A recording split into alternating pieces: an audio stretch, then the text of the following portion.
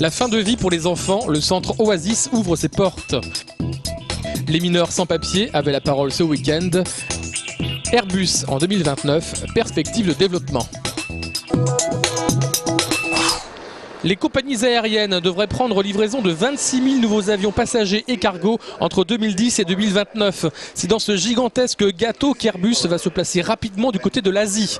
En effet, dans 20 ans, les compagnies de l'Asie-Pacifique, dont la Chine et l'Inde font partie, transporteront un tiers des passagers mondiaux. Avec un chiffre encore plus affolant, écoutez bien.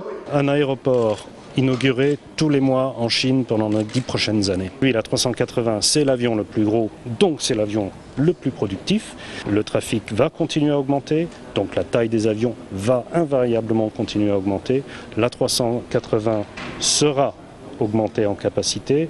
Ce n'est pas une question de le sera-t-il, c'est une question de quand le sera-t-il.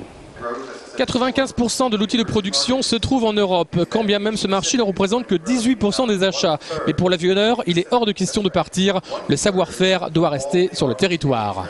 Quand on augmente la capacité de production, bien entendu, c'est plutôt une bonne nouvelle pour la stabilité de l'emploi.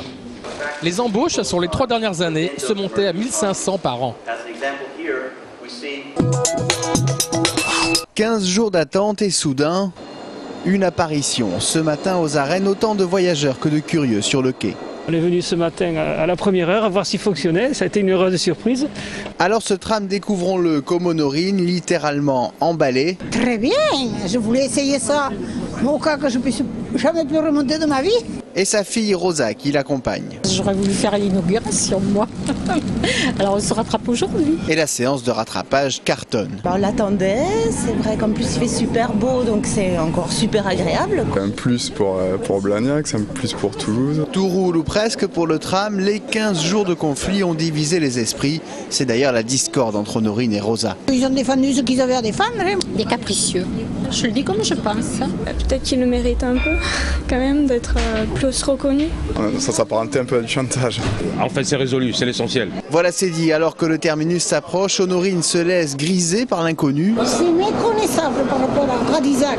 Aéroconstellation, terminus, on descend et c'est l'heure du bilan. Ah super. Ah oui.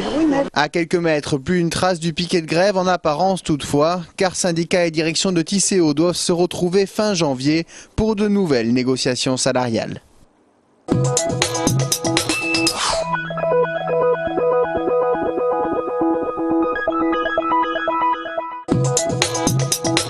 Chaque fois qu'un patient nous ramène les médicaments usagés, on les prend. Ils sont mis dans le carton cyclamètre prévu à cet effet.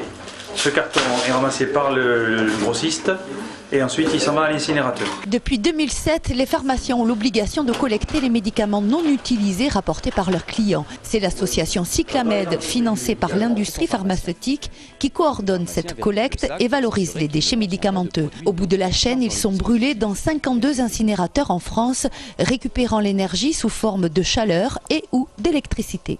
Quand vous mettez un médicament non utilisé dans votre poubelle, quand vous le jetez dans votre évier, quand vous le jetez dans les toilettes, eh bien vous amenez des substances qui sont potentiellement dangereuses et qui peuvent polluer les nappes phréatiques, polluer l'eau, etc. La mise en place de ce circuit sécurisé était véritablement un gage de sécurité pour l'ensemble de la population. 74% des Français déclarent déposer leurs médicaments non utilisés chez les pharmaciens. En Midi-Pyrénées, 631 tonnes ont été collectées et éliminées en 2009. C'est une des régions qui progresse le plus.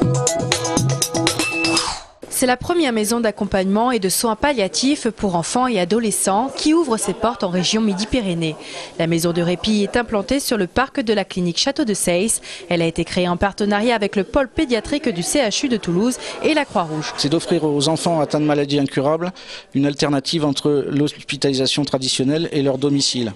En France, moins de 10% des enfants de moins de 18 ans en fin de vie bénéficient de prise en charge. Grâce à la maison de répit, elle pourra accueillir jusqu'à 5 familles, soit une centaine par an. Il y a du personnel qui est formé à l'accompagnement et aux soins palliatifs, il y a des bénévoles aussi qui vont intervenir. La maison de répit est en phase d'expérimentation. Le gouvernement donne un coup de pouce dans son lancement, 500 000 € par an pendant 2 ans, car elle s'inscrit dans le plan soins palliatifs 2008-2012. Des dons d'associations permettent également l'achat de matériel thérapeutique.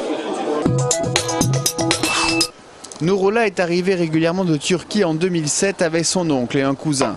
Alors mineur, il entreprend des études en CAP charpente bois. Diplôme en poche, il intègre un lycée pro et souhaite aujourd'hui avoir son bac. Problème, désormais majeur, il a besoin d'un titre de séjour d'1 an. Après 2 demandes auprès de la préfecture, il a reçu l'ordre de quitter le territoire. Dans 1 mois, il faut que je quitte la France. Mais comme je ne veux pas, je veux rester ici. Je veux finir mes études, je veux devenir un charpentier, un bon charpentier. Après le 19, je ne sais pas qu'est-ce que je vais faire. J'ai peur. Après le 19 décembre, il sera expulsable, une situation dénoncée par le collectif Plaisance sans papier et le réseau Éducation sans frontières. Ce dimanche, RESF a organisé un goûter au bikini pour les enfants sans papier. Alors nous, on appelle ça la politique du chiffre du gouvernement, mais cette politique, elle existe depuis longtemps, mais elle s'est accélérée. Maintenant, les familles sont systématiquement reçoivent des obligations à quitter le territoire et les jeunes majeurs aussi. Si on ne se mobilise pas pour eux, ils risquent d'être renvoyés dans leur pays et donc de ne pas pouvoir continuer leurs études en France. En Haute-Garonne, 7 enfants seraient dans la même situation que Nouroula.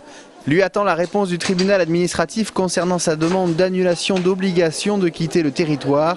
Et d'ici là, il espère que la préfecture régularisera sa situation.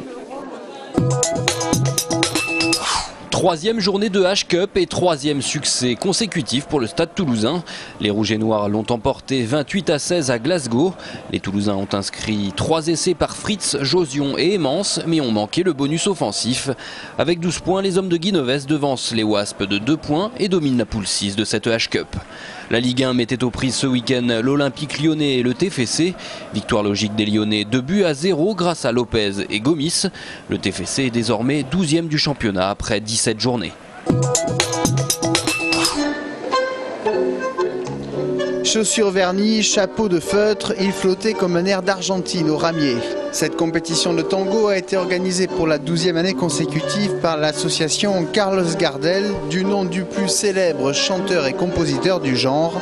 Et le choix de Toulouse ne doit rien au hasard. Aujourd'hui se déroule donc le trophée international du tango que nous organisons donc 1 fois par an à Toulouse, donc ville de naissance de Carlos Gardel, qui aurait eu aujourd'hui pratiquement jour pour jour 120 ans.